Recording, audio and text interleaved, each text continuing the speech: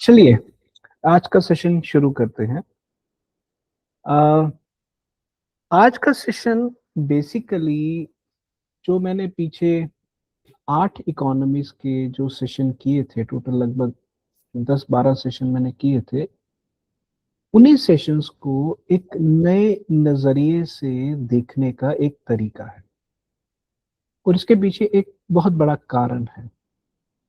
कारण ये है कि मैं इस समय नेटवर्क स्कूल मलेशिया में हूँ, जो बेसिकली सिंगापुर मलेशिया के बॉर्डर पर है। ये बेसिकली एक स्पेशल इकोनॉमिक ज़ोन है, जहाँ पर दुबई की तरह ही जो स्टार्टअप्स आती हैं, कंपनियाँ आती हैं, जो लोग यहाँ जगह खरीदते हैं, तो उनको स्पेशल टैक्स इंसेंटिव्स वगैरह दिए जाते हैं। और ये बेसिकली फॉरेस्ट सिटी नाम का एक एरिया है, जहाँ पर लगभग 20,000 लोगों के रहने का एक इंतज़ाम है। तो नेटवर्क स्कूल एक ऐसी इंस्टीट्यूशन है, जो बालाजी श्रीनिवासन, जो नेटवर्क स्टेट के ऑथर हैं, उन्होंने यहाँ पर एस्टैब्लिश की है और यहाँ इस समय लगभग 500 के आसपास लोग हैं, 125 देशों से। और उन 500 में से ज़्यादा नहीं तो कम से कम 300 लोग फाउंडर और सीईओ होंगे।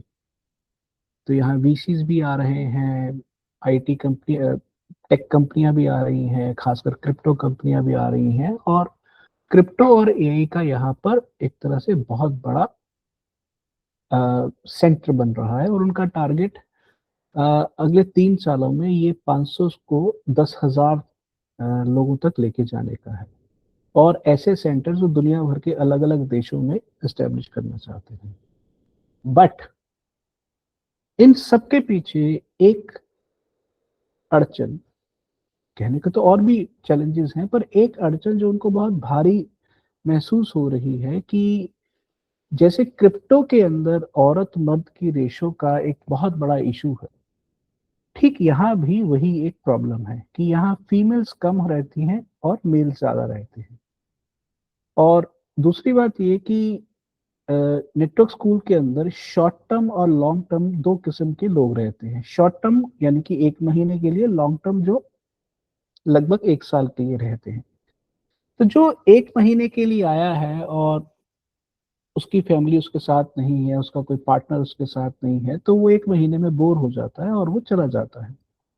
तो इस कारण जो नेटवर्क स्कूल की जो ग्रोथ है, जितनी फास्ट वो प्लान कर रहे हैं, नहीं हो पाती। अब सवाल ये है कि ये जो इशू है, ये इशू नेटवर्क स्कूल के अंदर की प्रॉब्लम उतनी नहीं है जितनी ये बेसिकली क्रिप्टो की है। क्योंकि क्रिप्टो की जितनी भी स्टार्टअप्स हैं, चाहे कोई लेयर 1 है, लेयर 2 है, चाहे इथीरियम है, बिटकॉइन है, कोई भी है, कोई डैप है, आवे है, बैट है, कुछ भी है, वो बेसिकली एक स्टार्टअप है। जिस स्टार्टअप के मान लीजिए बड़ी से बड़ी मान लीजिए 10 बिलियन यूजर्स हैं बेटा मास्क के, ठीक है, मैं उस तरह से ले लेता हूँ। बट उन यूजर्स की जो गिनती है, उन यूजर्स की जो प्रोपोर्शन है, जेंडर के हिसाब से देखा जाए तो ज्यादा मर्दों की है। तो अब अगर आप नेशन स्टेट के बराबर नेटवर्क स्टेट्स को एक क्रेडिबल अल्टरनेटिव के रूप में खड़ा करने की सोच रहे हैं, तो जेंडर रेशो को अगर आप बैलेंस आउट नहीं करते हैं, तो फिर आप नेटवर्क स्टेट को नेशन स्टेट के बराबर का अल्टरनेटिव कैसे बना सकते हैं। तो मैं इस विषय पर यहाँ 17 तारीख को एक प्रेजेंटेशन भी करने जा रहा हूँ और उसी प्रेजेंटेशन का एक हिस्सा मैं आपके सामने पेश कर रहा हूँ। और बेसिकली हम जब कहते हैं नेटवर्क स्टेट, फंडामेंटली उसकी शुरुआत कहाँ से हुई है? फंडामेंटली उसकी शुरुआत होती है बिटकॉइन। और बिटकॉइन क्या है? P to P, peer to peer electronic cash. मतलब क्या है इसका? बड़ा सीधा सा ये है कि दुनिया में जैसे कैश एक व्यक्ति ने दूसरे व्यक्ति को दिया, पीयर टू पीयर दिया, और ट्रांजैक्शन ऑटोमेटिकली सेटलमेंट हो गई, कोई लेजर की जरूरत नहीं है, कोई कुछ जरूरत नहीं है। पर बिटकॉइन ने पहली बार ट्रांजैक्शन और सेटलमेंट को एक ही जगह किया, वो भी ग्लोबल लेवल पर। यानी कि दुनिया के किसी भी हिस्से से कोई भी इंसान दूसरे व्यक्ति को ट्रांजैक्शन भेज सकता है, और उस तरह से जैसे कैश की ट्रांजैक्शन होती है, बस अब ये डिजिटल कैश हो गया। तो सवाल है कि ये जो पी टू पी है, ये पी टू पी इथीरियम में भी लागू होता है, ये आवे में भी लागू होता है, ब्लॉकचेन की हर ट्रांजैक्शन पर लागू होता है। तो इसी पी टू पी के कॉम्बिनेशन को लेकर स्टार्टअप्स बने। जो स्टार्टअप्स आगे ग्रो कर रहे हैं उनको स्टार्टअप सोसाइटी या नेटवर्क सोसाइटी बोल सकते हैं। यही नेटवर्क सोसाइटीज आगे जाके कोई ना कोई बड़ा यूनियन बनाएंगे, और यूनियन कल को जो नेशन स्टेट्स है उनसे डिप्लोमेटिक रिकॉग्निशन लेके कोई ना कोई बड़ा शहर, कोई ना कोई बड़ा इलाका, उसके ऊपर नेटवर्क स्टेट एस्टेब्लिश करेगा। जैसे इस समय नेटवर्क स्कूल मलेशियन गवर्नमेंट ने एक तरह से उसको एक तरह से सैंक्शन दी है। अभी शुरुआती स्तर है, but over a period of time ये ऐसा होगा। सवाल ये है कि अगर network state P to P community की सबसे मेच्योर स्टेट को कहा जाता है, मैं दोबारा से बोल रहा हूं, अगर network state peer to peer community की मोस्ट मेच्योर स्टेट को कहा जा सकता है, तो फिर इसके अंदर जेंडर का डिस्ट्रीब्यूशन बैलेंस्ड क्यों नहीं है? ओके, आज मैं उस चीज के अंदर जो बैलेंस कैसे रिस्टोर किया जा सकता है उसके ऊपर मैं बात करूंगा। अब आप ध्यान से देखिए, अगर पी टू पी की बात करते हैं, पी का मतलब इंसान, पर्सन टू पर्सन भी आप कह सकते हैं, पीयर टू पीयर भी कह सकते हैं। बट अगर आप इस रेशो को जेंडर पर्सपेक्टिव से देखें तो ये मोटा मोटा कैसी होगी, M to M, man to man. Majority transactions जो ऑन चेन हो रही है क्रिप्टो की, आज दुनिया में रोज लगभग 5 से 10 करोड़ ट्रांजेक्शन्स हो रही हैं रोज की। तो आप अगर इसका मेजोरिटी हिस्सा लगभग 90% मैन टू मैन है, एक माइनॉरिटी मैन टू वुमेन भी होगी, और वुमेन टू वुमेन तो और भी कम है। और अगर इसमें हम होमोसेक्सुअल्स, गेज, एलजीबीटी कम्युनिटी के लोगों को लेके आए, या जिनको फ्लूइड जेंडर या फोर्थ जेंडर भी बोला जाता है, तो उनकी परसेंटेज तो और भी कम है। तो इसका मतलब ये है कि जितनी भी ऑन चेन ट्रांजेक्शन्स हो रही हैं उन ट्रांजेक्शन्स में जेंडर का बैलेंस हिला हुआ है। एम आई राइट? अब सवाल ये है कि इस जेंडर के बैलेंस को रिस्टोर कैसे किया जाए, ये है मेरा सवाल। मैं अगली स्लाइड पर जाने से पहले यहां पर रुकूंगा और आपसे जवाब मांगूंगा कि इस चीज को रिजॉल्व करने का क्या तरीका है। एनीबडी, कोई भी हाथ खड़ा कर सकता है। और आशीष शाह। तो मुझे लगता है कि ट्रेडिशनली मतलब जिस दुनिया में अभी हम रह रहे हैं, फीमेल फाइनेंस के काफी कुछ बदल गया है, पर फाइनेंस रिलेटेड चीजों में जनरली मतलब प्रॉफिट कमाने वाली चीजों में फीमेल का इंटरेस्ट मतलब इन अ वे थोड़ा कम कम होता है। मतलब नर्चरिंग में इनका उनका इंटरेस्ट ज्यादा होता है, rather than as a hunter gatherer. हम लोग मतलब men would go out and get resources। तो शायद वही चीज ट्रांसलेट हो रही है कि क्रिप्टो की दुनिया में मतलब क्रिप्टो रिलेटेड प्लेटफॉर्म्स में 10, 20, 30% ही विमेन तो आप रिप्रेजेंटेशन दिखता है। तो आप ये कह रहे हैं कि क्रिप्टो मोटा मोटा फाइनेंशियल एप्लीकेशंस पर ही काम कर रहा है, फाइनेंस के बाहर काम नहीं कर रहा है। नहीं, नहीं कर मतलब अभी जो परसेप्शन है मतलब ये हाँ, अवेयरनेस बढ़ाना पड़ेगा शायद कि ओके और भी ओके, चीजें गॉट हैं। It, got it, got it, इसमें कोई शक नहीं है। मैं सी आशिल, मैं जब कोई भी बात इस तरह के विषय की जब शुरू करता हूं तो मैं, प्रॉब्लम्स तो बहुत सारी हो सकती हैं, बट मेरा जो तरीका रहता है कि प्रॉब्लम को फाउंडेशनल लेवल पर समझा जाए और उसका एक फाउंडेशनल सॉल्यूशन बनाया जाए। उसके ऊपर आप बहुत कुछ आर्गुमेंट्स कर सकते हैं, बट अगर फाउंडेशनल प्रॉब्लम सॉल्व नहीं होती है तो कुछ भी आगे दूर तक नहीं जाने वाला है। ओके, मेरा सवाल यहाँ ये है कि अगर 17 सालों के अंदर क्रिप्टो ये प्रॉब्लम नहीं सॉल्व कर पाया तो कब करेगा?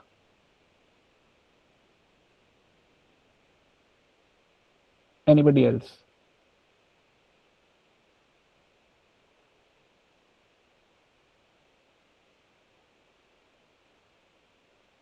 सौम्य? सर हमने जैसे सुना है कि बहुत मतलब पहले ऐसा होता था, हिस्ट्री में हमने पढ़ा है कि मतलब वुमेन सेंट्रिक फैमिली में रोल होता था कि फैमिली का हेड वुमेन को रखा जाता था। वो जो जी, तो वो जो रोल चेंज हुआ है ना, वो माइंडसेट अभी तक मुझे लगता है कि हमारे अंदर वो आया नहीं है कि जो आज आज के डेट में जो बिल्कुल ही रोल चेंज हो गया जेंडर का, तो हम उस तरीके से सोचते ही नहीं है। तो मतलब क्रिप्टो में भी तो वही लोग आए हैं ना जो ट्रेडिशनल फाइनेंस में थे। मतलब माइंडसेट का चेंज तो कैसे होगा, क्योंकि जो लोग ट्रेडिशनल फाइनेंस में थे वही क्रिप्टो में आए हैं और उनका माइंडसेट। मैं इस बात से एग्री कर रहा हूँ, बट सवाल ये है कि क्या आप जो कह रहे हैं ये फाउंडेशनल प्रॉब्लम है?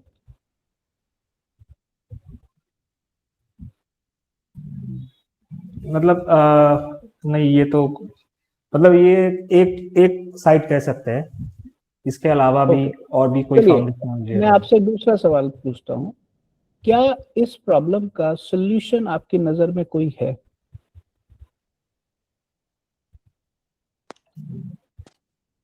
सर इसको लेकर तो सर मतलब हम भी बहुत सोचते हैं, पर अभी अभी तो ऐसा कोई सॉल्यूशन हमारे दिमाग में आया नहीं है।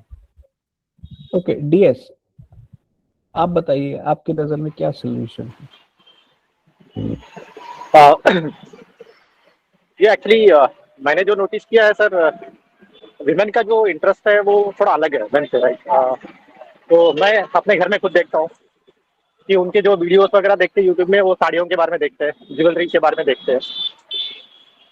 तो ये जो I mean I am not sure like it this works out, but अगर हम लोग ये चैनल्स को कांटेक्ट करते हैं और क्रिप्टो पेमेंट का इनसे शुरू करवाते हैं, जो चैनल सभी साड़ियाँ बेचते हैं, ज्वेलरी बेचते हैं, या भी जो लेडीज को कॉस्मेटिक्स बेचते हैं, may be that might be helpful. I am not sure like ये बहुत ज्यादा फॉरवर्ड हो गया है, but it's just a thought. Okay, देखिए आपकी दिशा ठीक है, इसमें कोई शक नहीं है, बट फाउंडेशनल सॉल्यूशन क्या बनेगा इस पर अभी हम नहीं पहुंचे हैं। चलिए मैं ट्राई करता हूं। मेरा आपसे एक सवाल है कि अगर हमें मैन वुमेन जेंडर बैलेंस को सॉर्ट आउट करना है तो बेसिकली एक हमें उन ह्यूमन एक्टिविटीज को टारगेट करना होगा जिनमें ऑटो स्केलिंग बहुत फास्ट होती है। दूसरा, उसमें एक्टिविटी का एक सिरा क्लाउड में होता है यानी कि ऑनलाइन होता है, और दूसरा सिरा लैंड यानी कि फिजिकल या ऑफलाइन में होता है, और उसमें जेंडर बैलेंस को रिस्टोर करने की बहुत ज्यादा पॉसिबिलिटी है। ऐसी कौन सी एक्टिविटीज है? तो मैं आपके सामने 3 एक्टिविटीज रखूंगा और मैं 2 आपके सामने अभी पेश कर रहा हूं। अब ऑनलाइन हेल्थ, मान लीजिए मुझे बड़ी मुश्किल से चाइनीज मेडिसिन का एक डॉक्टर मिला और उसके पास मेरी बीमारी का इलाज है, और वो मान लीजिए अमेरिका में टेक्सास में रहता है और वहाँ उसका हॉस्पिटल है, और अगर मुझे लगता है कि वो डॉक्टर मेरी प्रॉब्लम ठीक कर सकता है तो मैं अमेरिका ट्रैवल करके जाऊंगा और उसके हॉस्पिटल में 10, 15, 20 दिन रह के अपना इलाज करवाऊंगा। बट अब ये भी बड़ा इंपॉर्टेंट है कि उस डॉक्टर के पास कितने बेड का हॉस्पिटल है, कितने लोगों को वो अकोमोडेट कर सकता है, कितने पेशेंट्स को एक दिन में देख सकता है, वगैरह वगैरह। तो ऑनलाइन हेल्थ स्लो स्केलिंग है, और पेशेंट जाएगा 10, 15 दिन, 2 हफ्ते, 4 हफ्ते, 5 हफ्ते रह के आ जाएगा। तो स्केलिंग है पर स्लो है, और short to mid term maximum वो टिकेगा, यानी कि उससे नेटवर्क स्टेट नहीं बना सकते। बड़ा देश नहीं बना सकते उस स्टार्टअप सोसाइटी से। फिर ऑनलाइन एजुकेशन में स्केलिंग तो फास्ट है, इसमें कोई शक नहीं है, बट क्या जरूरी है कि औरत मर्द बराबर पढ़ने आएंगे? ये जरूरी नहीं है। बनाया जा सकता है, कोशिश की जा सकती है, और जो पढ़ने आएंगे वो हाँ हो सकता है 2 महीने रहें, 4 महीने रहें। अब वो 4 साल पढ़ने वाला कल्चर नहीं है, तो शॉर्ट टू मिड टर्म ही रहेगा। क्या कोई आप ऐसी एक्टिविटी मुझे बता सकते हैं जो एक्टिविटी ऑटो स्केलिंग भी है, ऑनलाइन शुरू होती है, ऑफलाइन खत्म होती है, और जेंडर बैलेंस भी सॉल्व करती है? क्या कोई आप ऐसी एक्टिविटी बता सकते हैं मुझे? प्लीज कोई ट्राई करिए।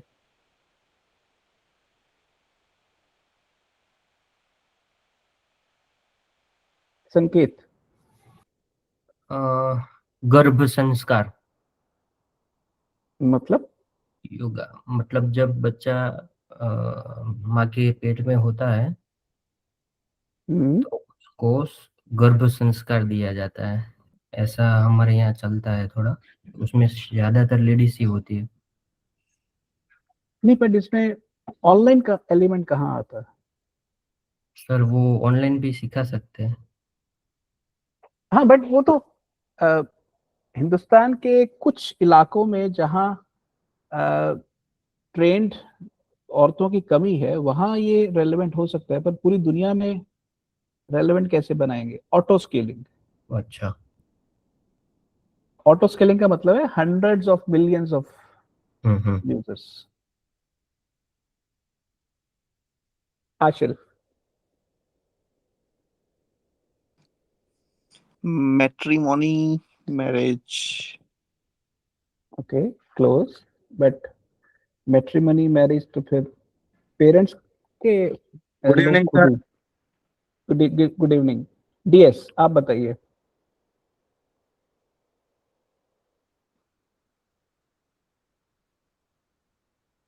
डीएस आप अनम्यूट कर लीजिए अपने आप।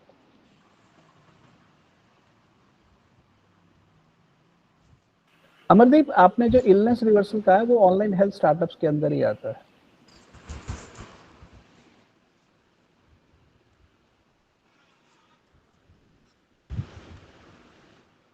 ओके, चलिए अब मैं आपको बताता हूं तीसरी कैटेगरी।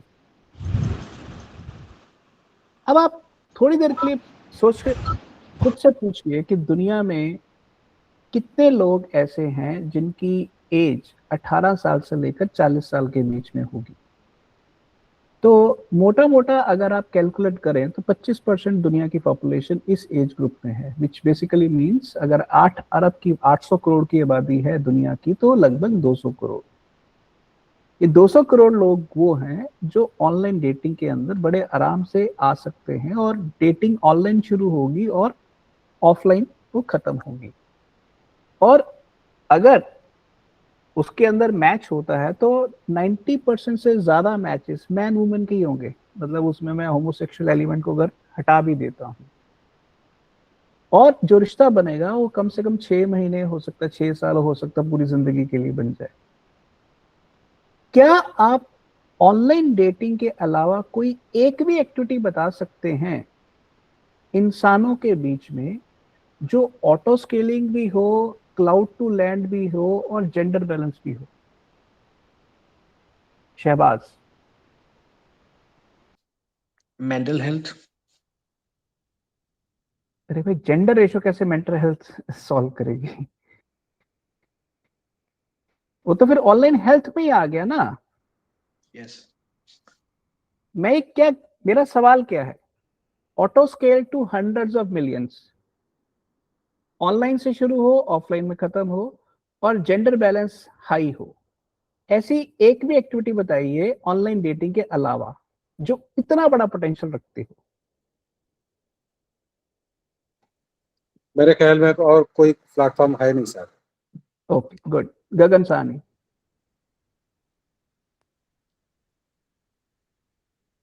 गगन अनम्यूट कर लीजिए अपने आप को।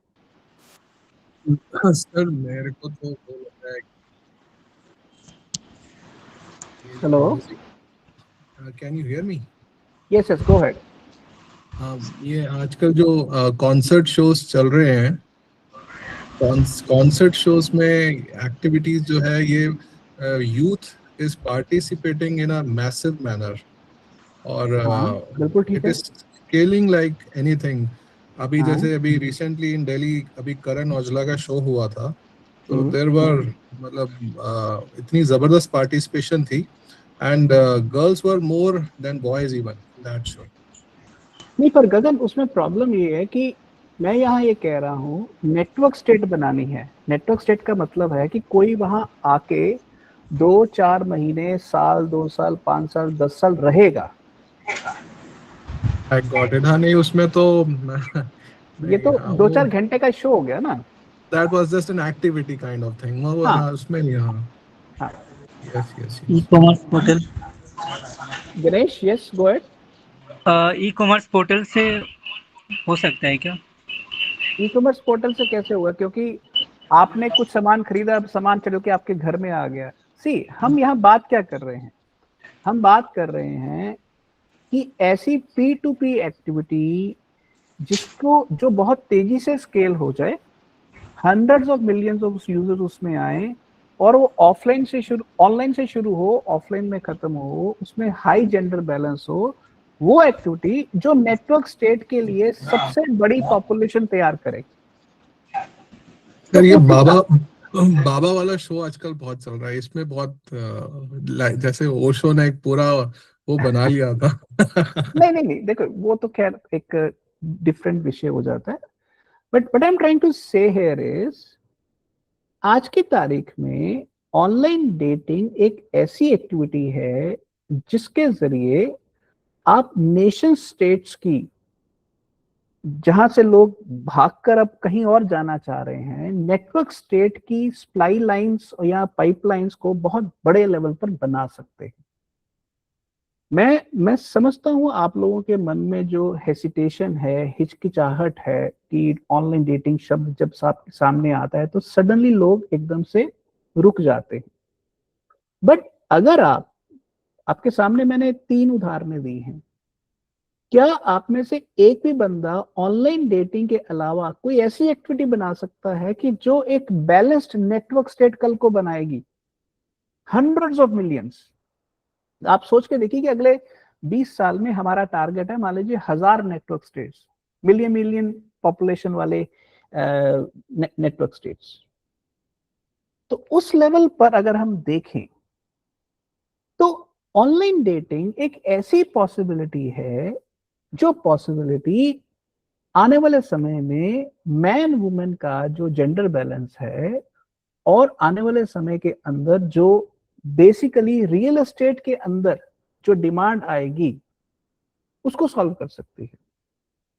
अब सवाल ये है कि जब हम ऑनलाइन डेटिंग की बात करते हैं तो सबसे बड़ी समस्या क्या आती है कि नॉन सीरियस लोग इसके अंदर आ जाते हैं।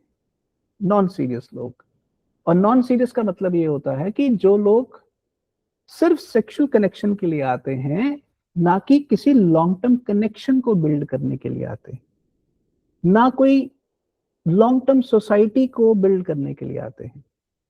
तो अगर हमें नेटवर्क स्टेट्स बनानी है, उसकी सप्लाई चेन वो डेटिंग प्लेटफॉर्म्स पूरी कर सकते हैं जहां पर कमिटमेंट डेटिंग ऑफर होती है।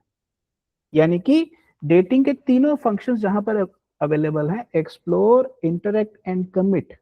यानी कि एक कपल को पता है कि कहां से उनको शुरू होना है और कहां तक पहुंचना है, ताकि लो इंटेंशन डेटिंग वाले लोगों को अलग कर दिया जाए और हाई इंटेंशन डेटिंग वाले लोगों को अलग कर दिया जाए। क्योंकि जिसकी हाई कमिटमेंट होएगी उसका हाई पर्पस भी होएगा। एम आई राइट?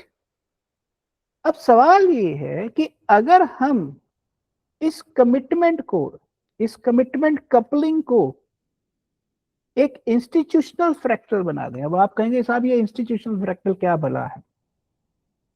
ये इंस्टीट्यूशनल फ्रैक्चर ये है कि आप जब मकान बनाते हैं तो एक ईंट लगाते हैं, उस ईंट के साथ एक ईंट जोड़ते हैं, उस ईंट के ऊपर एक ईंट जोड़ते हैं, उसके ऊपर ईंट जोड़ते जाते हैं, एक बिल्डिंग ब्लॉक बनाते हैं।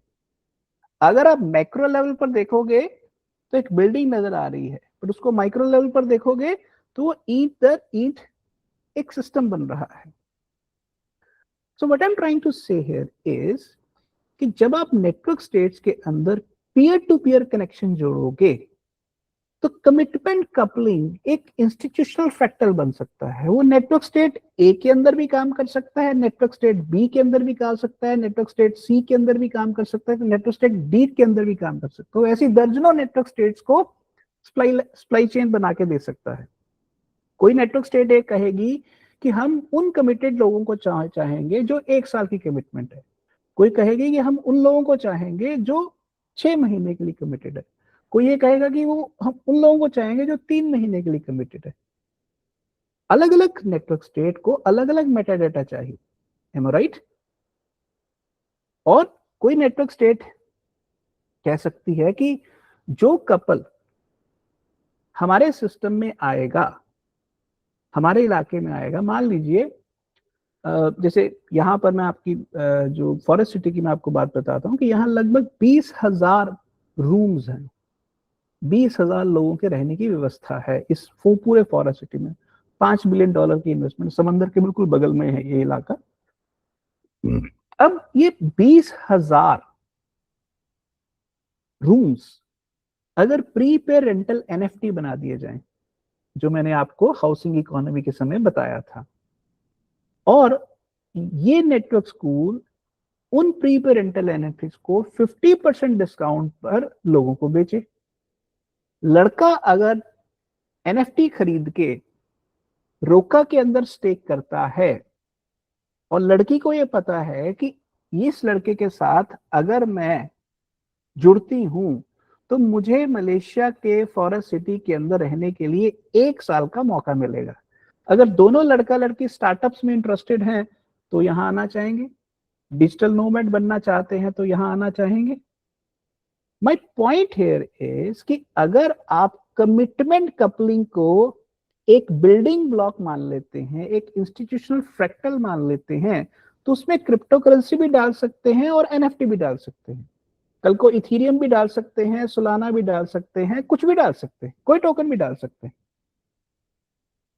क्या दुनिया के लिए कमिटमेंट डेटिंग एक बेहतर नेटवर्क स्टेट का अल्टरनेटिव बनाने के लिए एक जरूरी पाथ नहीं है? मेरा आप लोगों से ये है सवाल। Anybody please answer that. You can raise your hand and answer. Saumya sir, मतलब इससे अच्छा कोई बेस अभी तो मिलना मुश्किल है, क्योंकि मैन वुमेन जो रिलेशनशिप की आप बात कर रहे हो, मतलब रिलेशनशिप ही वो जगह है जहाँ से मतलब हम मतलब एक साथ ला सकते हैं दोनों जेंडर को। तो इसीलिए मतलब ये जो आप कह रहे हो कि डेटिंग, कमिटमेंट डेटिंग का जो कॉन्सेप्ट है, इससे इस वक्त तो मैंने भी बहुत सोचा कि काफी प्रोफेशंस हैं जहाँ पे मतलब वी सी वुमेन पार्टिसिपेशन, जैसे एस्ट्रोनॉमी हो गया, टैरो ट्रेडिंग हो गया, ऐसे काफी सारे मतलब प्रोफेशंस हैं जहाँ पे देयर इज वुमेन पार्टनर मतलब पार्टिसिपेशन। लेकिन अगर आपको अगर एक नया सोसाइटी बनाना है, एक नया नेटवर्क स्टेट बनाना है, तो सर मैंने भी बहुत सोचा, लेकिन इससे बढ़िया कोई ऑल्टरनेटिव अभी तो नजर नहीं आ रहा। शहबाज, आप कुछ कहना चाहोगे? No sir. Okay, Gagan. Sir, commitment की जो आपने बात करी है, और बिल्कुल सही कह रहे हैं आप कि भाई अगर हायर पर्पस होगा तो हायर कमिटमेंट होगी। तो I am very much agree with you कि डेफिनेटली अगर ऐसी चीज है कमिटमेंट वाइज हम, बट इसमें सर ये टाइम वाइज आपने जो बोला है कि 6 महीने 1 साल, ये कैसे, मतलब हाउ इज दैट पॉसिबल? देखिए, ऐसा है कि मैं इस विषय पर पिछले 7 साल से काम कर रहा हूं, और आपको पता है कि हमने एक प्रोडक्ट डिजाइन किया हुआ जिसके अंदर हमने एक फीचर इंट्रोड्यूस किया, रोका। रोका इज कमिटमेंट कपलिंग, राइट। आप उसको 6 महीने के लिए भी कर सकते हो, 1 साल के लिए भी कर सकते हो, और कल को जब हम बड़े लेवल पर ग्रो कर जाएंगे तो हम नेटवर्क स्कूल्स के साथ पार्टनरशिप भी कर सकते हैं कि भाई आप अपने NFTs हमें दो, हम लिस्ट करते हैं, आप हमें 50% डिस्काउंट दो। करेक्ट, गॉट अब इट आप सर। अब आप मुझे बताइए कि इस तरह से एक डेटिंग एप्लीकेशन क्या RW एप्लीकेशन नहीं बन सकती? बिल्कुल बन सकती है, कमिटमेंट वाइज तो डेफिनेटली Got it? यस।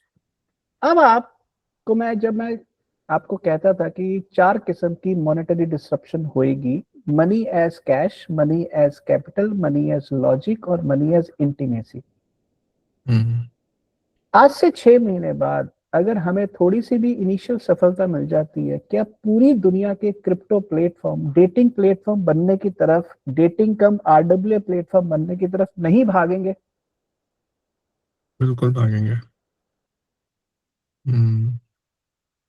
अब थोड़ी देर के लिए, मतलब आप सोचे कि मैं इस समय दुनिया के बेस्ट क्रिप्टो हब में बैठा हूं, और राइट। इस हब के अंदर भी ये प्रॉब्लम है कि जहां 500 में से 300 फाउंडर कम CEOs हैं। यानी कि ये बिल्कुल उसी तरह से जो बात मैं कई दिनों से, कई महीनों से कहता आ रहा हूं कि हम बिटकॉइन ऑफ डेटिंग एप्स बना रहे हैं। हम उस प्रॉब्लम को सॉल्व कर रहे हैं जिस प्रॉब्लम का जो एड्रेसेबल मार्केट है वो 2 बिलियन लोग हैं, 2 बिलियन। और कल को अगर मेरे जैसे 20 प्लेटफॉर्म भी आ जाते हैं तो 2 बिलियन की मार्केट को सर्व करना कोई आसान काम नहीं है। इसलिए जब हम कमिटमेंट कपलिंग की बात करते हैं, मैं यहां रोका शब्द का इस्तेमाल नहीं कर रहा हूं, मैं ये कह रहा हूं कि हर इलाके के अंदर, हर ज्योग्राफी के अंदर अलग अलग डेटिंग एप्लीकेशन भी कल को आएंगी। बट जो फर्स्ट मूवर एडवांटेज लेके जा रहा है, जैसे बिटकॉइन ने फर्स्ट मूवर एडवांटेज आज तक रखी हुई है, इथेरियम की फर्स्ट मूवर एडवांटेज है, तो उसी तरह से मैं ये बात कह रहा हूं कि कमिटमेंट डेटिंग प्लेटफॉर्म्स, जैसे ड्रॉप भी एक कमिटमेंट डेटिंग प्लेटफॉर्म है, आप उसको सोशल डेटिंग कहें या जो मर्जी कहें, पर फंडामेंटली हमारे यूनिकनेस वो रोका ही है।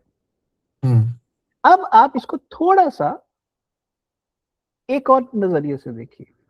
अब मान लीजिए एक नेटवर्क स्टेट है जिसके अंदर 10 लाख लोगों के रहने की फैसिलिटी है।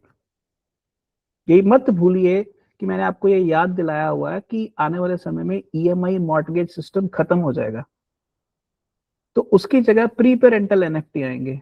ओके, अब प्री पेरेंटल जब NFT आएंगे तो मान लीजिए आपके इलाके में 10 लाख लोगों के रहने की जगह है, पर 10 लाख में से आप हर किस्म के कपल को तो नहीं अलाउ करेंगे। किसी को अलाउ करेंगे, किसी को हाई प्रायोरिटी देंगे, किसी को लो प्रायोरिटी देंगे, किसी को मीडियम प्रायोरिटी देंगे। तो उस प्रायोरिटी के बेसिस पर हर नेटवर्क स्टेट एक टेक्सोनॉमी बनाएगा। टेक्सोनॉमी का मतलब होता है किस्मों की एक कैटेगरी बनाएगा, जिसमें वो केयर स्किल्स का मतलब खाना बनाना आता है, घर का संभालना आता है, बच्चों को, प्राइमरी बच्चों को पढ़ाना आता है, नर्सिंग का काम आता है, ये सब केयर स्किल्स हैं। कैश स्किल्स का मतलब है पैसा कमाने के लिए जो ऑप्शंस होती हैं, जैसे कोई डाटा साइंटिस्ट है, ओके, या कोई AI इंजीनियर है, वगैरह वगैरह। फिर आप कम से कम 1 साल की कमिटमेंट वाले कपल्स को इनवाइट करेंगे, या 6 महीने के लिए, या 2 साल के लिए, ठीक है। उसी तरह से ऐसा भी हो सकता है कि 2 इंसान हैं, उन्होंने शादी नहीं की पर उन्होंने बच्चे किए और वो को पेरेंट्स हैं। या मान लीजिए 2 इंसान हैं, एक का एक बच्चा है, एक का एक बच्चा है, बट उन्होंने को पेरेंटिंग के नाम पर इकट्ठे रहने का फैसला कर लिया। दोनों ही अपनी अपनी एक्स के साथ अलग हो चुके हुए हैं। तो सवाल ये है कि अगर आप एक खास किस्म के लोगों को अपने नेटवर्क स्टेट में अलाउ करना चाहते हो, कल को मान लीजिए हीरा नंदानी या DLF या ब्रिगेड, क्या ये अपनी नेटवर्क सोसाइटी या नेटवर्क स्टेट नहीं बनाएंगे गगन? बिल्कुल बिल्कुल बनाएंगे। ये सोच के तो नहीं बैठेंगे कि अब ईएमआई कल्चर खत्म हो गया तो हमारा रियल एस्टेट का धंधा चौपट हो जाएगा। नहीं ये नहीं, तो बिल्कुल वो तो सबसे पहले उनकी गॉट नजर इट। यही होगी। Yes yes. बट सवाल ये है कि इनको ये डाटा कहां से आएगा?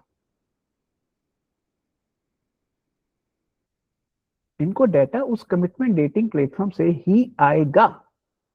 Okay okay, got it, connected है। Got it. अब मान हम्म लीजिए आप ये डिसाइड करते हैं कि भाई हमें जो लोग लेने हैं, हमें यूरोप से ही लेना है, हम्म या हमें $1 लाख की इनकम से अबव वाले लोगों को लेना है, या जिनकी फर्स्ट लैंग्वेज जो है वो इंग्लिश है उनको लेना है, या स्पेनिश वालों को लेना है, या इटालियन वालों को लेना है, या इस लैंग्वेज के लोगों को लेना है। वो मेटा डाटा का पाइपलाइन कहाँ से आएगा? कमिटमेंट डेटिंग से आएगा, और कहीं से नहीं आएगा। मतलब सर आप कहना चाह रहे हैं कि जैसे जो ऐप में हमें जो कमिटमेंट का डेटा मिलेगा, लाइकवाइज जो भी दो कपल है, whomsoever gender it is, तो उन्होंने जो भी एक पर्टिकुलर नेटवर्क स्टेट बनाना है, तो उसका जो सारा डेटा है, जो रियल स्टेट बिल्डर्स हैं या जो भी हैं, ये वहीं से उठाकर ही उस डेटा को वहां लेकर आएंगे। तो भाई मेरे, अगर मान लीजिए HDFC को ये पॉसिबिलिटी 2028 में नजर आ रही है कि उनके पास 10 लाख फ्लैट खाली पड़े हैं हिंदुस्तान के 50 शहरों में, और वो इस मॉडल के जरिए वो लोगों को इनवाइट कर रहे हैं। कुछ इलाकों में मान लीजिए पूना के लवासा एरिया में कर रहे हैं, हैदराबाद के गच्चीबौली एरिया में कर रहे हैं, या बैंगलोर के इंदिरा नगर या कोरमंगला एरिया में कर रहे हैं, या इलेक्ट्रॉनिक सिटी एरिया में कर रहे हैं। हर इलाके में नेटवर्क स्टेट नहीं बनाया जा सकता, ओके, बट कुछ इलाकों में बनाया जा सकता है। तो अगर मान लीजिए वो आइडेंटिफाई करेंगे, तो डाटा अगर नेटवर्क स्टेट बनाने के लिए कमिटमेंट डेटिंग प्लेटफॉर्म से आएगा, तो क्या वो कमिटमेंट डेटिंग प्लेटफॉर्म में इन्वेस्ट नहीं करेंगे? बिल्कुल करेंगे, वो तो उनका सबसे पोटेंशियल हब होगा, जहां से उनको पता चल चुका होगा कि ये मेरा ये एज ग्रुप भी है, ये कमिटेड भी है और इतने साल के लिए कमिटेड है, बिल्कुल होगा। But I am trying to say here is कि हम एक ऐसे समय में एंटर कर रहे हैं कि जिस सच को हमने इतने सालों से इग्नोर किया, वो सच था औरत मर्द के बीच में कमिटमेंट सबसे बड़ी चीज होती है, उसके बाद साथ और जिंदगी भर का साथ वो चीज इंपॉर्टेंट बनती है। अगर मान लीजिए आने वाले समय में हम कमिटमेंट को प्रायोरिटी लें, तो धीरे धीरे एक सही जीवन साथी ढूंढना भी आसान हो जाएगा। तो इसलिए हम एक ऐसे सिस्टम की बात कर रहे हैं जो सिस्टम बेसिकली नेटवर्क स्टेट्स को बनाने के लिए बहुत ही क्रिटिकल पाइपलाइन का काम करेगा, सप्लाई चेन का काम करेगा।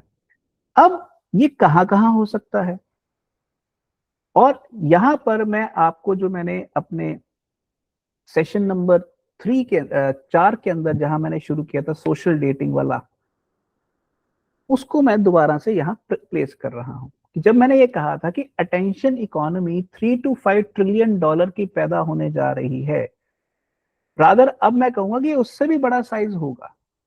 क्यों?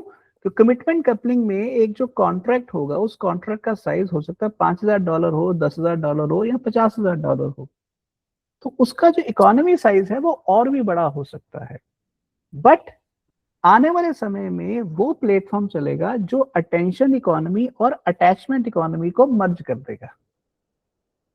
जैसे इंस्टाग्राम है, वो अटेंशन इकोनॉमी है, फेसबुक है, अटेंशन इकोनॉमी है, ट्विटर है, अटेंशन इकोनॉमी है।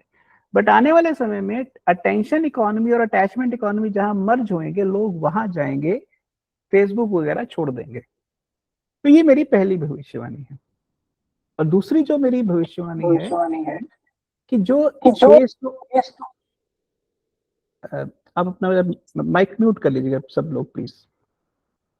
तो जो आने वाले समय में $600 ट्रिलियन का रियल एस्टेट इतने बड़े लेवल पर बना है। आज मैं कल सिंगापुर से मलेशिया आ रहा था और हैरानी थी कि मैंने सैकड़ों हाई राइज बिल्डिंग देखी, सैकड़ों। और हाई राइज बिल्डिंग मतलब 30 मंजिल, 40 मंजिल, 50 मंजिला ऊंची बिल्डिंग्स, घर के घर, फ्लैट के फ्लैट, हाई राइज टावर्स, अधिकतर खाली। अधिकतर खाली, विच बेसिकली मीन्स कि ये जो EMI वाला कल्चर है, अब इसके अंदर जॉब्स आ नहीं रही, लोग मकान खरीद नहीं रहे हैं, विच बेसिकली मीन्स कि आने वाले समय में इतने बड़े रियल एस्टेट को एब्जॉर्ब करने के लिए जो काम आज मलेशियन गवर्नमेंट ने नेटवर्क स्कूल के साथ किया है, यही काम और देश भी करेंगे। आपकी जानकारी के लिए आज की खबर बताता हूं कि दुबई में लोगों का जाना रुक गया है और दुबई से बाहर लोगों का जाना रुका हुआ है, इसलिए श्रीलंका के अंदर कोलंबो पोर्ट के इलाके के अंदर वीजा फ्री रेजिडेंसी और 100% ओनरशिप, 100% फॉरेन ओनरशिप वाले प्रोजेक्ट्स की मंजूरी दे दी गई है। क्या मतलब है इसका? कि यानी कि मैं हिंदुस्तानी हूं, मैं श्रीलंका जाऊंगा, श्रीलंका जाके मैं कंपनी एस्टेब्लिश करता हूं, वो कंपनी पर मेरा कंट्रोल है, श्रीलंका के अंदर काम करूंगा, पर कंपनी पर कंट्रोल, टोटल ओनरशिप मेरी है, जो पहले नहीं था, हर जगह नहीं था। अब आज कोलंबो भी दुबई के साथ मुकाबला कर सकता है। अगर मान लीजिए कल को ड्रॉपडी के पास 10 मिलियन यूजर हैं और 10 मिलियन यूजर में से 10,000 लोग श्रीलंका के अंदर 1000 एकड़ का एक बीच खरीदना चाहते हैं और वहां पर अपने रिजॉर्ट्स वगैरह लीज आउट करना चाहते हैं, तो क्या नहीं कर पाएंगे? कर पाएंगे। सो इसका मतलब क्या है कि आने वाले समय के अंदर गवर्नमेंट को जो फंड चाहिए वो कौन देगा उनको? जो सबसे रिच कम्युनिटीज होंगी, और सबसे रिच कम्युनिटी कौन सी होंगी? क्रिप्टो कम्युनिटीज होंगी। तो इसलिए जो मैं बातें कह रहा हूं वो बेसिकली सारी की सारी एक ही दिशा में जा रही हैं, वो है क्रिप्टो एज केयर इकोनॉमी। अब मैं लास्ट चीज जो मैंने पहले अर्बन विलेज या हैबिटेट इकोनॉमी के बारे में कही थी कि अब जो शहर होंगे वो बड़े मेट्रो शहर की बजाय इस तरह से डिजाइन किए जाएंगे कि जहां आप 15 से 20 मिनट में साइकिल या इलेक्ट्रिक स्कूटर या पैदल एक कोने से दूसरे कोने में जा सके। तो इसका मतलब है कि लोग छोटे छोटे अर्बन विलेज बनाएंगे जिसकी आबादी 50,000 से लेकर 10 लाख के बीच में होएगी, विच बेसिकली मीन्स कि आने वाले समय में सिटी सेंटर्स से जो दूर इलाके हैं वो अपनी अपनी ऑटोनॉमी के सेंटर्स बनाएंगे और वहां पर नेटवर्क स्टेट का मॉडल बड़े आराम से इंप्लीमेंट किया जा सकता है और सरकार को रिसोर्सेज प्रोवाइड करने की बहुत ज्यादा जरूरत नहीं है, सरकार को बैंक्स बनाने की जरूरत नहीं है, सरकार को रेगुलेटरी कंपनियां बनाने की जरूरत नहीं है, ये लोग खुद मैनेज कर सकते हैं। आप इनको प्राइवेट सिटीज भी बोल सकते हैं एक लेवल पर। बट आज से 30 साल पहले आप कभी सोच सकते थे कि 2000 फ्लैट वाले अपार्टमेंट कॉम्प्लेक्स होंगे? नहीं सोच सकते थे। मैं आपको ये कह रहा हूं कि आने वाले समय में 1 लाख फ्लैट्स वाली 10-20 सोसाइटीज आपस में मिलकर भी नेटवर्क स्टेट बना सकती हैं। हम उस तरफ जा रहे हैं। ये एक ऐसा समय है जिस समय के अंदर जिसने समय की दिशा को, गति को पहचान लिया, वो आने वाले समय का एक बहुत बड़ा वेल्थ एसेट बिल्ड करेगा। ये बिल्कुल ऐसे है जैसे आपको 15 साल पहले किसी ने आके आपके कान में कहा होता कि यार ऐसा कर, 1000 बिटकॉइन खरीद के रख ले, क्योंकि $20 का एक बिटकॉइन था, तो $20,000 इन्वेस्ट कर और 1000 बिटकॉइन खरीद के रख ले। अब जिसने आपके कान में आके कहा कि 1000 बिटकॉइन खरीदे, वो या तो महामूर्ख है या महाज्ञानी है। ठीक उसी तरह से मैं आज जब आपको बात कह रहा हूं कि आने वाले समय में दर्जनों डेटिंग प्लेटफॉर्म्स पैदा होंगे और दर्जनों प्लेटफॉर्म्स इस तरह का मॉडल बनाएंगे। तो इसलिए अगर आप आने वाले समय को सही तरीके से मैप आउट करना चाहते हैं तो ये एक इन्वेस्टमेंट की डायरेक्शन बहुत बड़े लेवल पर आने वाले समय में बनेगी, क्योंकि वो रियल एस्टेट को डायरेक्शन देगी।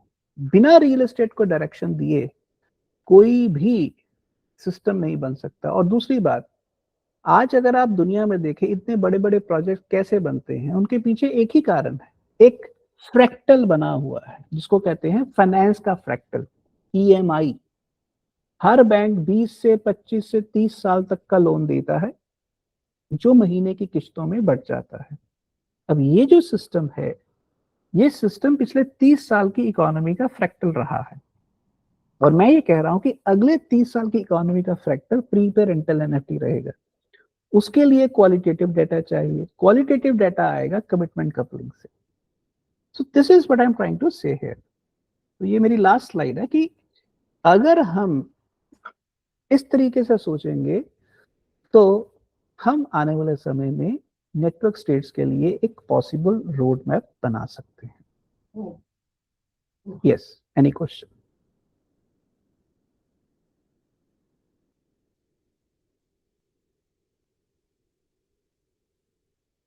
कैलाश,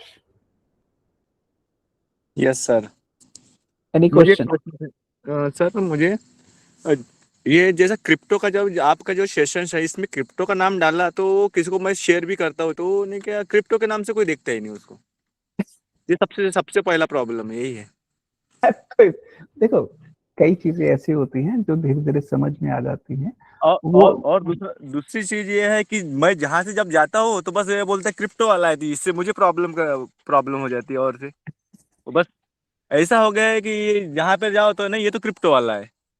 नहीं, या इसीलिए देखिए मैंने इस पूरे सेशन में जिस विषय की बात की है वो नेटवर्क स्टेट की बात की है। मैं किसी भी प्राइस मूवमेंट की बात नहीं कर रहा हूँ। नहीं प्राइस के लिए तो नहीं। हाँ, चलिए सौम्य।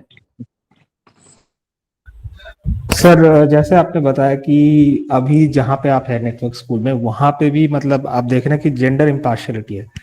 तो मतलब ये मतलब एक ग्लोबल फिनोमेना है, क्योंकि ऐसा हमको लगता है कि बाहर जो है मतलब आउटसाइड ऑफ इंडिया कि ये जो एक्सेप्टेंस है मतलब ओपननेस है कि they are welcoming to everyone. लेकिन क्रिप्टो में मतलब ये समझ में आ रहा है कि ये जो प्रॉब्लम है ये ग्लोबल प्रॉब्लम है। मतलब फीमेल पार्टिसिपेशन का जो प्रॉब्लम है ये ग्लोबल फिनोमेना है। Yes, anybody else? वही मतलब आशिल। सर तो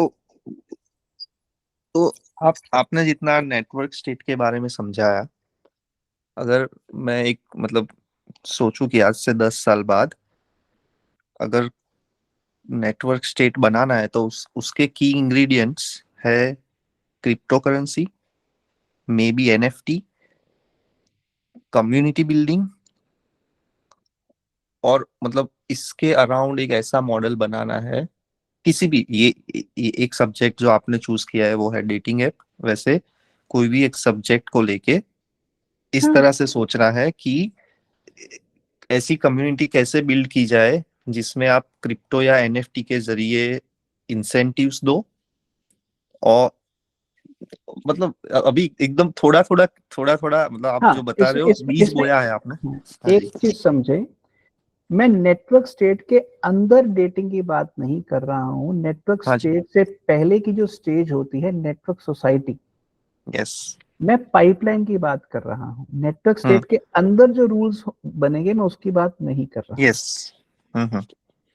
तो मैं इसलिए कह रहा हूँ कि नेटवर्क स्टेट के अंदर जाने के लिए हाई पर्पस हाई कमिटमेंट लोगों का होना बहुत जरूरी है, ताकि वहां पर एक अराजकता की स्थिति, अनैतिकता की स्थिति ना बन जाए। तो इसलिए मैं ये कह रहा हूं कि हमें ऐसे कमिटमेंट डेटिंग प्लेटफॉर्म्स की जरूरत होगी जो डेटा फिल्टर कर सके। तो उसके लिए हमें अपने समाज के अंदर से ही एडॉप्शन कर्व बिल्ड करना होगा।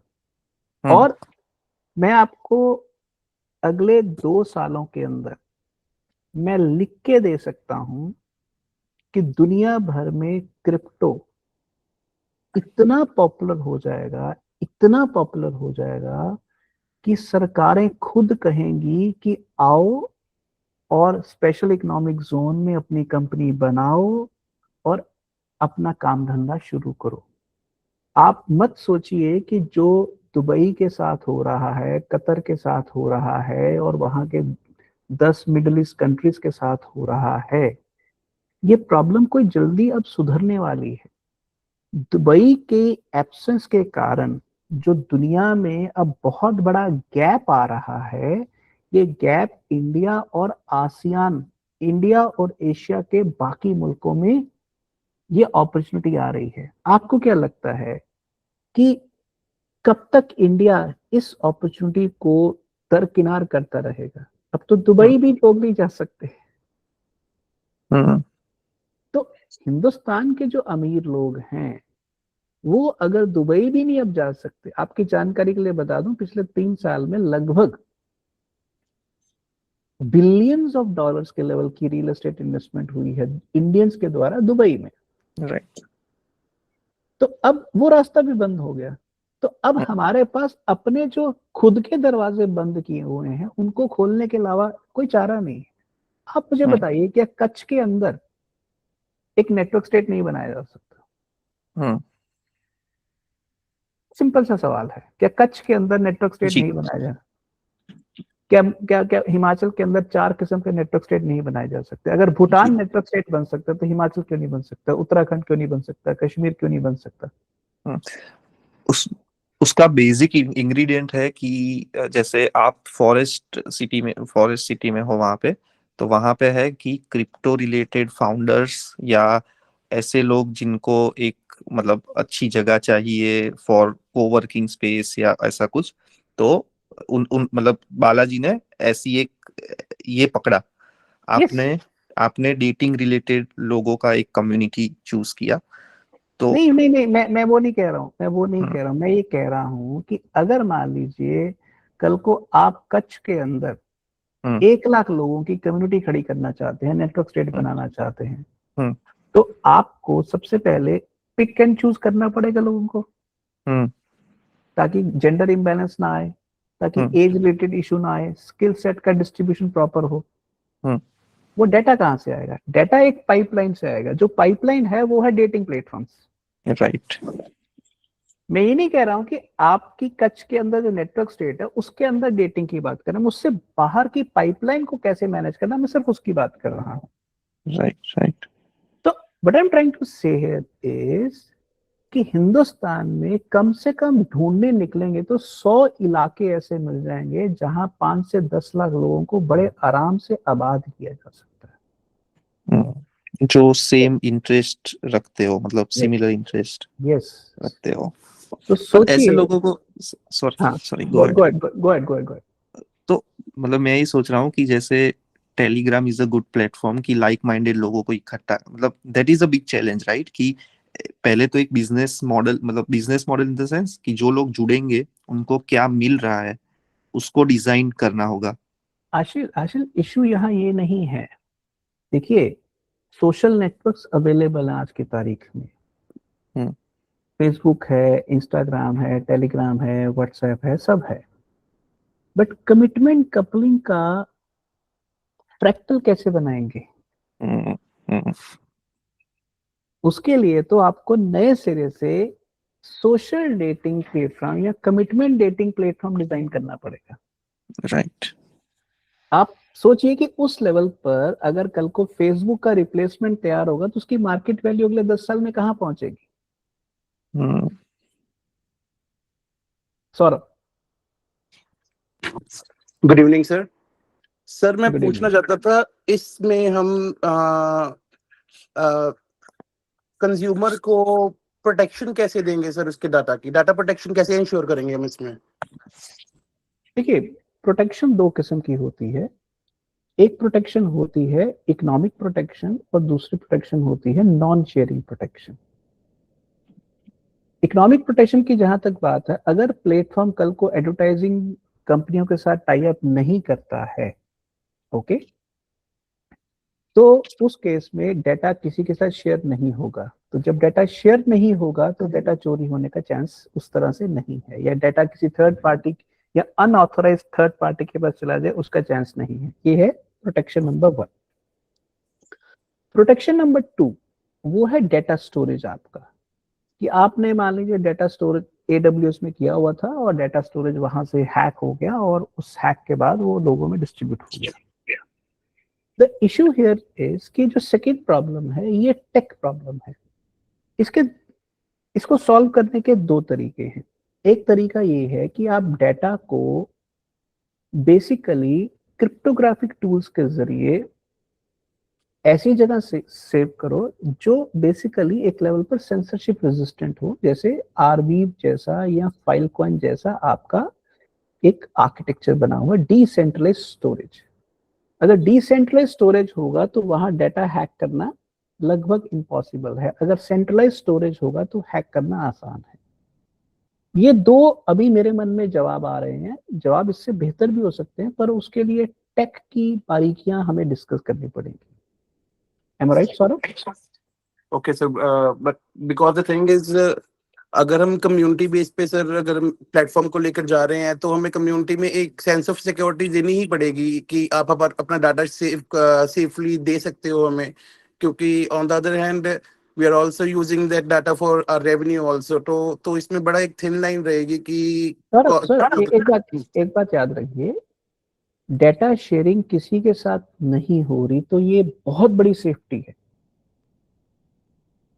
आप मुझे बताइए, यहाँ और भी यूजर हैं, ड्रॉपडी नेटवर्क पर कोई भी ऐड ना है ना कभी आएगी। क्यों? क्योंकि हमारा मॉडल सब्सक्रिप्शन मॉडल है। जब हम थर्ड पार्टी APIs को कभी अलाउ ही नहीं करेंगे तो उस तरह से किसी भी एडवर्टाइजमेंट इंजन का हमारे सिस्टम में एंट्री पॉसिबल नहीं है। आप सोचिए कि लोग फेसबुक को कितना डाटा दे रहे हैं, इंस्टाग्राम को कितना डाटा दे रहे हैं, टिंडर बम्बल को कितना डाटा दे रहे हैं, व्हाट्सएप को कितना डाटा दे रहे हैं। क्या अगर लोग प्राइवेसी कॉन्शियस होते तो क्या इतने बड़े जायंट्स को बिलियंस ऑफ यूजर्स का डाटा मिल पाता? उसके मुकाबले में हम right from day one ad revenue को 0 मान के चल रहे हैं, तो हम डाटा किसी थर्ड पार्टी के साथ शेयर करेंगे ही नहीं। ये कम्युनिटी का डाटा है और इस कम्युनिटी से जितनी भी मोनेटाइजेशन हो रही है वो कम्युनिटी के पास जा रही है, और वो कम्युनिटी की जो मोनेटाइजेशन है वो बेसिकली लाइक्स और कम्युनिटी के प्लेटफॉर्म के अंदर से आ रही है, बाहर से नहीं आ रही है। Yes, anybody else? Sir sorry, थोड़ा सा और पूछना चाहूंगा इसके बारे में। तो सर जब